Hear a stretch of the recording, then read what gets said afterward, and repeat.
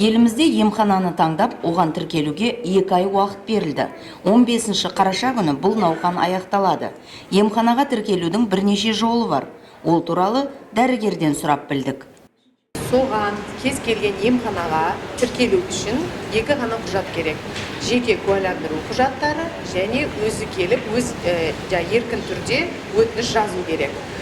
Ал енді біздің берер кеңесіміз осы таңдаған кезде емхананы өздеріңізге ыңғайлы 15-20 минуттық жаяу жүретін жолдағы емханаларды таңдаған дұрыс. Себебі дәрігерлердің алғашқы көмек көрсететін кезде тез және үнемді уақытпен көмек көрсеткен дұрыс болады. Келіп тіркелуге болады, және де онлайн егоф арқылы тіркелуге болады, және телеграм бот арқылы тіркеліп таңдауға болады емханаларда. Әлде де бір апталарыңыз бар, үлгересіздер.